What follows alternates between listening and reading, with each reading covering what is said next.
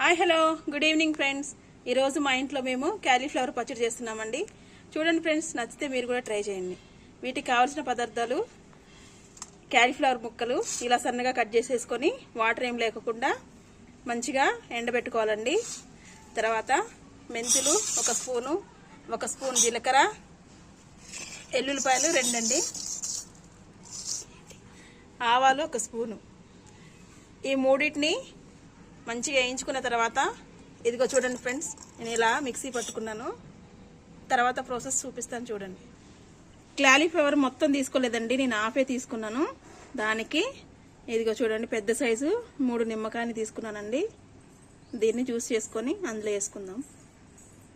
ముందుగా ఆయిల్ అయితే ఇలా హీట్ చేసేసుకొని పక్కన పెట్టుకోవాలండి. వేడి నూనె పోయకూడదు, కొద్దిగా చల్లగా అయ్యాకే కలుపుకోవాలి. ఇదిగా చూడండి ఫ్రెండ్స్, ముందుగా అయితే తయారీ విధానం చూడండి. ఈ క్యాలీఫ్లవర్ ముక్కల్లో ఆవాలు, జీలకర్ర, మెంతుల పౌడరు మిక్స్ చేసుకున్నాం కదండి, అది వేసుకున్నామండి ఫస్ట్. ఇప్పుడు చిల్లీ పౌడర్ వేసుకుందాం. ఒక 2-3 స్పూన్స్ ఉంటుందండి, మేమైతే అందాజుగా వేసుకుంటున్నామండి. 3 స్పూన్స్ ఆఫ్ చిల్లీ పౌడర్ వేసుకొని, తర్వాత సాల్ట్ అంటే మన రుచికి తగ్గట్టు వేసుకోవచ్చండి. నేనైతే 2 స్పూన్స్ ఆఫ్ సాల్ట్ వేసుకుంటున్నానండి. మీ టేస్ట్కి తగ్గట్టు మీరు ఉప్పు వేసేసుకోండి.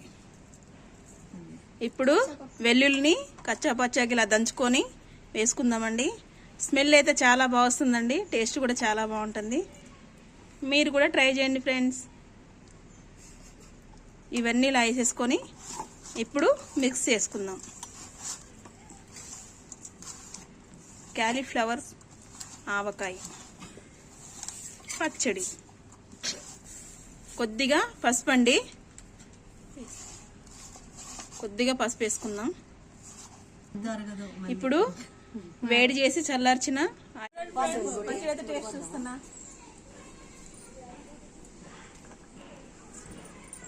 చాలా టేస్ట్.